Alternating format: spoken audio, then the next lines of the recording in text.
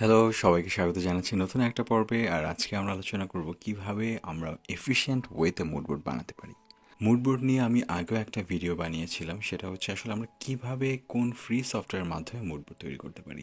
But আজকে আমরা একটু ডিটেল আলোচনা করব যে আসলে মুডবোর্ডটা কী এবং কেন বানাতে হবে, আর এটা বানালে লাভটাই বা কী। আর এখন যারা জানি না তারা একটু জেনে নিই যে আসলে মুড বোর্ডটা কী। আর আমরা সবাই জানি যে মুড মানে কি। মুড মানে হচ্ছে একটা কোনো টেম্পোরারি ফিলিংস। তাহলে আমরা যখন কোনো একটা ছবি আঁকি, ওটা আমরা একটা নির্দিষ্ট সময়ের জন্য আঁকি, হুইচ ইজ টেম্পোরারি। আর এই টেম্পোরারি সময়টার জন্য আমরা যে ফিলটা করে আমরা ছবিটা আঁকবো, সেটার জন্য আমরা একটা বোর্ড তৈরি করবো। আর এই বোর্ডটাকে আমরা বলবো মুড বোর্ড। আর মুড বোর্ড কতটা ইম্পর্ট্যান্ট, আর আমি অনেক আর্টিস্টদের বলতে শুনেছি যে আসলে আপনি যদি একটা ভালো মুড বোর্ড তৈরি করতে পারেন, তার মানে আপনার কাজের কিন্তু 30 থেকে 40% ডান। মানে আপনি কিন্তু কাজের অলরেডি এটা কিন্তু প্রজেক্টের মধ্যে ইনক্লুডেড একটা কিছু। সো এটা এমন না যে আমি আসলে এমনি এমনি বানালাম just for reference, just for suggestion. কারণ একটি মুড বোর্ড কিন্তু আপনার পুরো প্রজেক্টের একটা গোল সেট করে দেয় এবং আর্ট ডিরেকশনটাও ডান হয়ে যায় এতে। যার ফলে আপনার কিন্তু আর এদিক সেদিক তাকিয়ে বা সময় নষ্ট করতে হবে না। আপনি কিন্তু সহজেই আপনার মুড বোর্ডের দিকে তাকালেই আপনি বুঝতে পারছেন যে আসলে আমাকে কী আঁকতে হবে, কোন ডিরেকশানে আঁকতে হবে, কী কালার সেট করতে হবে। দ্যাটস ওয়াই আমি বলছি যে মুড বোর্ড একটা বুস্টার হতে পারে আপনার প্রজেক্টের জন্য। আপনি যখন মুড বোর্ডটা তৈরি করবেন, তার মানে আপনার ব্রেন স্ট্রমিংটা হয়ে গেল, আপনার ডিরেকশন সেট হয়ে গেল। তার মানে আপনি বুঝতেই পারছেন যে মুড বোর্ডটা কতটা ইম্পর্টেন্ট একটা প্রজেক্ট শুরু করার আগে। এখন প্রশ্ন হতে পারে যে আমি ছবি কোত্থেকে কালেক্ট করবো। আসলে এটা যে কোনো কিছু হতে পারে, ইভেন আপনার নিজের ছবিও হতে পারে, বাট মোস্টলি আমরা যেটা করি গুগল থেকে কালেক্ট করি। বাট গুগলের ছবিগুলো একটু বেশি র্যান্ডম, তাই আমি সবাইকে বলবো যে পিন্টারেস্ট থেকে আপনি আপনার কাঙ্ক্ষিত ছবিগুলো কালেক্ট করতে পারেন। আর এক্ষেত্রে একটা জিনিস অবশ্যই, আপনি কিন্তু প্রথমে রিয়েলিস্টিক ছবি থেকে ইন্সপায়ার্ড হয়ে আঁকার চেষ্টা করবেন। অন্য একটা আর্টিস্টের আঁকা জিনিস দেখে কিন্তু আপনি প্রথমে আপনার মুড বোর্ডটা তৈরি করবেন না। তাহলে কি হবে যে আপনার প্রথমেই আপনার নিজস্ব যে স্বকীয়তা সেটা কিন্তু আর থাকবে না। আপনি যদি প্রথমেই কারো আঁকা ছবি থেকে আপনি নিজের আঁকাটা স্টার্ট করেন, তাহলে কিন্তু দেখা যাবে যে ঘুরে ফিরে তারই আশেপাশে আপনি কিছু একটা আঁকছেন। সেক্ষেত্রে কিন্তু আপনার যে নিজস্ব ক্যারেক্টারিস্টিক্সটা সেটা কিন্তু আর থাকবে না। সো আমার সাজেশন হবে যে আপনি রিয়েলিস্টিক কোনো ছবি থেকে আপনার আঁকাটা জার্নিটা শুরু করুন।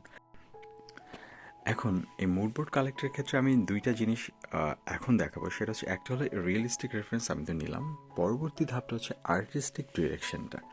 এখন আর্টিস্টিক ডিরেকশনটা কিন্তু আপনি একটা কোনো আর্টওয়ার্ক থেকে নিতে পারেন। এক্ষেত্রে আবার ডিপেন্ড করে দুইটা জিনিসের উপর। এক হচ্ছে এখানে আপনি কি নিজেই নিজে ডিরেক্টর, মানে এটা কি আপনার পার্সোনাল প্রজেক্ট, নাকি আপনার অলরেডি একজন ডিরেক্টর আছেন যার আন্ডারে আপনি কাজ করছেন।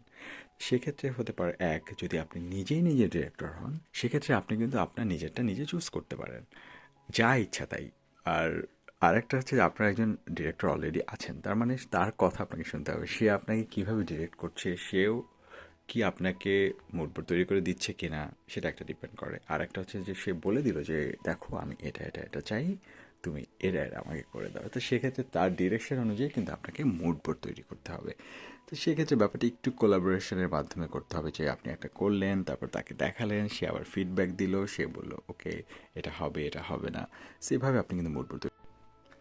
এখন কথা হলো সেক্ষেত্রে আমার এই ডিরেকশন, আর্ট ডিরেকশনের পার্টটুকু বা এই ছবিটা বা এই আর্টওয়ার্কটা আমি কোত্থেকে কালেক্ট করব।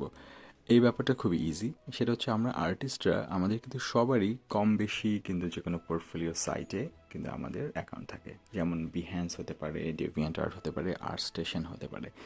আর এখানে আমরা নিয়মিত কিন্তু আমরা অন্য আর্টিস্টদের কাজ দেখি, ইন্সপায়ার্ড হই এবং তাদের কাজকে আমরা লাইক করে থাকি। যেমন বিহ্যান্সে কিন্তু আমরা অ্যাপ্রিসিয়েট করে থাকি তাদের কাজ। সো আপনি যখন লাইক করবেন বা অ্যাপ্রিসিয়েট করবেন কারো কাজ, তো সেক্ষেত্রে কাজটা কিন্তু আপনার অলরেডি একটা ফোল্ডার আকারে জমা হতে থাকে বিহ্যান্স বা আর্ট স্টেশনে। যেমন আর্ট স্টেশনের ক্ষেত্রে লাইকস এবং বিহ্যান্সের ক্ষেত্রে অ্যাপ্রিসিয়েশন। সো এখানে গেলেই কিন্তু আপনি আপনার পছন্দের আর্টিস্টের কাজগুলো দেখতে পারবেন। আর এখান থেকে হয়তো আপনি কোনোদিন ভেবেছিলেন যে এই আর্টিস্টের মতো, এই আর্ট স্টাইলের মতো আমি একটু কাজ করতে চাই। আপনি সেটাই আপনি ট্রাই করতে পারেন আপনার পার্সোনাল প্রজেক্টে। কারণ সবসময় মনে রাখবেন যে আপনি যদি কারো কাজ ফলো করেন, হুবহু কিন্তু তার মতো হবে না। বিজ্ঞানে আপনি তার মতো একদম হুবহু আঁকতে পারেন, to learn something, to solve the problem, যে তারা আসলে কীভাবে কোন জিনিসের প্রবলেম সলভ করছে। আপনি একটা জিনিস খেয়াল করবেন যে আঁকা জিনিসটা একটু টেকনিক্যাল কিন্তু, সো এর মধ্যে কিন্তু প্রবলেম সলভিংয়ের ব্যাপারটা থাকে। সো আপনি যখন দেখবেন যে সে কীভাবে এই চুলের প্রবলেমটা সলভ করলো যেটা আমি পারছি না, সে কীভাবে এই প্যান্টের ভাঁজের প্রবলেমটা সলভ করলো যেটা আমি পারছি না, এভাবে কিন্তু আমরা কোনো আর্টিস্টের, ভালো আর্টিস্টের কাছ থেকে ইন্সপায়ার হই তাদের প্রবলেম সলভিংটা দেখে। সো আপনি কিন্তু ভাবতে পারেন যে এই আর্টিস্ট এইভাবে কীভাবে প্রবলেম সলভ করলো সেটা আপনি দেখলেন, আর এভাবেই কিন্তু আপনি শিখবেন। সো আপনার এই ভালো আর্টিস্টের কাজে যে জিনিসটা আপনি পছন্দ করেন তার কাছ থেকেই কিন্তু কাজগুলো নিয়ে আপনি আপনার মুডবোর্ডের আর্টিস্টিক ডিরেকশনটা সাজাতে পারেন। তবে সেক্ষেত্রে কিন্তু একটা জিনিস আমি আগেই বলবো যে আপনি কিন্তু প্রজেক্ট শুরু করার আগেই কিন্তু আপনার একটা মাইন্ডসেট থাকতে হবে যে আমি আসলে এই স্টাইলের কাজ করতে চাই। তাহলে কী হবে যে আপনার যখন প্রজেক্ট শুরু করার আগেই, মুডবোর্ড তৈরি করার আগেই যখন আপনি মাথায় থাকবেন যে হ্যাঁ আমি এটা একটা স্টাইলাইজড আঁকতে চাই, সেমাই রিয়েলিস্টিক আঁকতে চাই নাকি রিয়েলিস্টিক আঁকতে চাই, তখন কিন্তু আপনার এই খোঁজার যে প্রসেসটা সেটা কিন্তু ন্যারো ডাউন হয়ে গেল। তাহলে কিন্তু আপনাকে বেশি সময় নষ্ট করতে হবে না এখানে। আপনি আপনার পছন্দের আর্টিস্টের কাজ আপনার চিন্তা অনুযায়ী দেখেই কিন্তু আপনি আপনার মুডবোর্ড তৈরি করতে পারেন, যেটা এখন আমি করছি। আমি কিন্তু শুরুতেই ভেবে রেখেছিলাম যে আমি স্টাইলাইজ রাখবো, আর রেন্ডারিংয়ের ক্ষেত্রে আমার মাথায় ছিল যে খুব বেশি আহামরি রেন্ডার হবে না, মানে দেখেই একদম 3D মনে হবে না, আবার একদম টু মাচ ফ্ল্যাটও মনে হবে না, এর মাঝামাঝি কিছু একটা। সো দেখতে দেখতে কিন্তু আমাদের মুডবোর্ড তৈরি শেষ। আর আমি আবারও বলি যে এটা কিন্তু খুবই বেসিক। আপনি কিন্তু এর মধ্যে চাইলে আরও অনেক কিছু অ্যাড করতে পারেন। আপনি অ্যাড করতে পারেন আপনার অ্যাম্বিয়েন্ট কালার কী হতে পারে, আপনি কালার প্যালেটও অ্যাড করতে পারেন। যাই হোক, আশা করি ব্যাপারটা আপনাদের মাথায় এসেছে। আর আবারও বলি, দিস ইজ ভেরি ইম্পর্ট্যান্ট। আপনার যত ছোট প্রজেক্টই হোক না কেন, মুডবোর্ড কিন্তু তৈরি করতে হবে। আর এটা একটা গুড প্র্যাকটিস, এটা একটা হেলদি প্র্যাকটিস। বিকজ অনেক সময় আপনাকে কোনো ক্লায়েন্ট যদি বলে যে এই এই জিনিসটা এঁকে দাও, আপনাকে কিন্তু প্রথমে মুডবোর্ড তৈরি করতে হয় অনেক ক্ষেত্রে, এবং তাদেরকে সেটা দেখাতে হয়। So this is not a personal thing. আমি আবার বলছি, এটা কিন্তু শুধুমাত্র পার্সোনাল না, এটা কিন্তু অনেক সময় ক্লায়েন্টরা চায় যে তোমার মুডবোর্ডটা আমাকে দেখাও। কারণ আপনি তাদের যে ব্রিফটা আপনি বুঝছেন কি না সেটা কিন্তু তারা আপনার মুডবোর্ড দেখেই বলে দিতে পারবে যে ওকে, আমি এটা চাচ্ছিলাম বাট আমার মনে হয় তুমি সেটা বোঝোনি। সো এক্ষেত্রে কিন্তু জিনিসটা পার্সোনাল না, এটা একটা প্রফেশনাল ওয়ে, খুবই এফিশিয়েন্ট ওয়েতে এই জন্য বানাতে হবে। আমি যেটা দেখালাম এটা কিন্তু আসলে খুবই বেসিক, আপনি চাইলে এটাকে আরও এনহ্যান্স করতে পারবেন। সো আশা করি সবাই ভালো থাকবেন, সুস্থ থাকবেন। আর যে কোনো প্রশ্ন যদি থাকে রিলেটেড বা আরও এনহ্যান্স বা আরও অ্যাডভান্স কিছু যদি আপনার জানতে ইচ্ছা হয়, আপনি কমেন্ট করুন। I will try my best to answer it. Thank you so much.